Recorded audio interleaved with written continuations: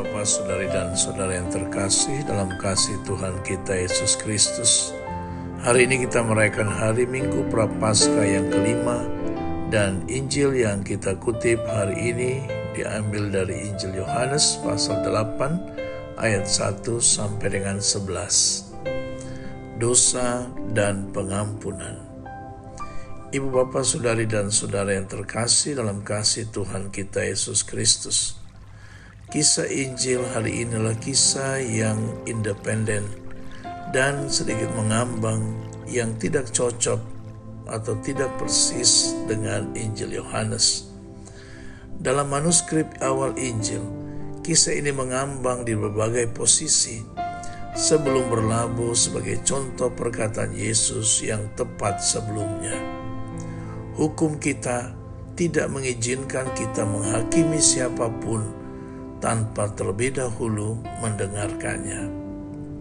Hari Minggu terakhir masa Prapaskah ini, dalam bacaan Injil hari ini, tema-tema yang telah muncul selama beberapa minggu terakhir digabungkan, yakni kebaikan dan kasih Allah yang telah ditunjukkan dalam diri Yesus dan panggilan untuk bertobat.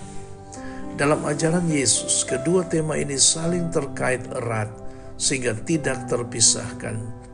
Memisahkan keduanya berarti kita akan salah memahami Allah dan panggilan untuk bertobat. Saudari dan saudara yang terkasih dalam kasih Tuhan kita Yesus Kristus, apa yang Yesus tulis di tanah? Atau apakah ia hanya mencoret-coret untuk memberi waktu kepada para penuduh untuk merenungkan kebenaran diri mereka sendiri? Di dalam Injil dijelaskan dengan jelas bahwa Anda tidak dapat menjadi pengikut Kristus tanpa terlebih dahulu mengakui dosa-dosa Anda. Petrus di dalam perahu menyuruh Yesus pergi karena ia adalah orang berdosa. Sakeus berjanji untuk membayar ganti rugi yang berlipat ganda atas penggelapannya. Perempuan yang sedang makan malam itu menangis karena dosa-dosanya di kaki Yesus. Injil menceritakan bagaimana Yesus menghadapi orang-orang yang mendapat kritik tajam dan para pengkritiknya.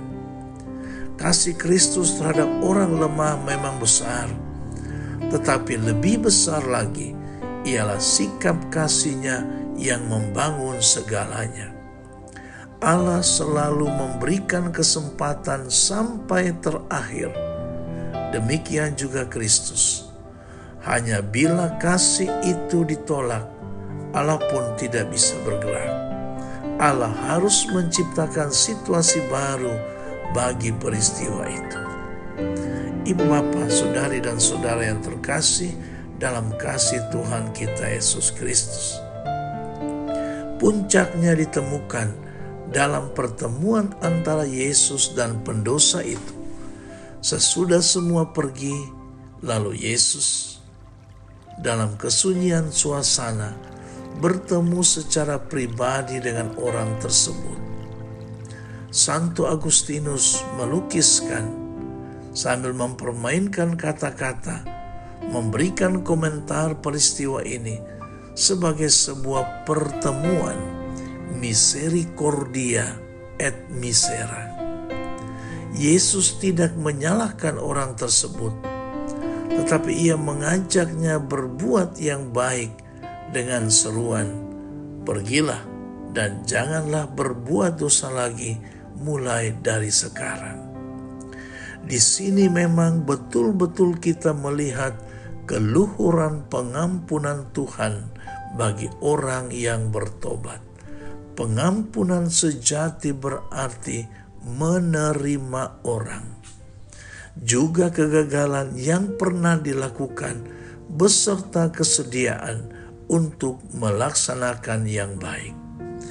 Yesus mendahului penampakan pengampunan Tuhan, dan kita menerima pengampunannya. Dalam masa Prapaskah ini akan lebih bisa kita menghargai warta Kristiani yang kita hidupi ini.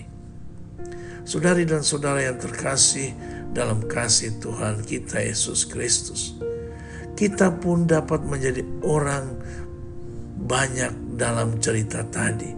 Kalau kita suka menceritakan kejelekan orang, suka menghakimi orang lain, menganggap diri saleh atau berjasa untuk kerajaan Allah. Sebaliknya, kita pun bisa menjadi seperti perempuan itu yang tidak berdaya, yang dengan rendah hati mengakui kesalahannya dan yang membutuhkan belas kasih Allah. Pilihan ada di tangan kita masing-masing dengan segala konsekuensinya. Banyak orang dewasa ini berjuang menghadapi perasaan bersalah, seperti mungkin dialami oleh perempuan yang kedapatan berbuat zina itu. Perasaan bersalah ini juga mungkin kita alami sendiri ketika kita berbuat dosa. Dosa-dosa yang mungkin kita buat tidak seserius seperti yang dilakukan wanita itu, atau mungkin juga sama berat. Namun seberat apapun dosa kita, Yesus berbelas kasih dan mengampuni dosa kita jika kita mau menyesalinya, mengakui, dan berjuang untuk tidak mengulanginya. Yesus memiliki belas kasihan, pengampunan, dan kasih yang dalam bagi kita yang mau bertobat. Pengampunan merupakan inti pesan Yesus yang ingin ditampilkan oleh kisah perempuan yang kedapatan berzina ini. Yesus tidak ingin menghukum manusia dengan kematian, tetapi memberinya kesempatan untuk bertobat. Meski menolak dosa dan kejahatan, Yesus juga mengasihi orang berdosa agar mereka tergugah oleh belas kasih-Nya, lalu meninggalkan dosa dan kejahatan mereka. Kita juga dipanggil untuk mengampuni kesalahan dan dosa orang lain. Jika Allah telah mengampuni dosa dan kesalahan kita, maka kita juga dipanggil untuk mengampuni dosa dan kesalahan orang lain, sehingga tembok kebencian, dendam, dan amarah yang memisahkan kita dengan orang lain menjadi runtuh. Amin.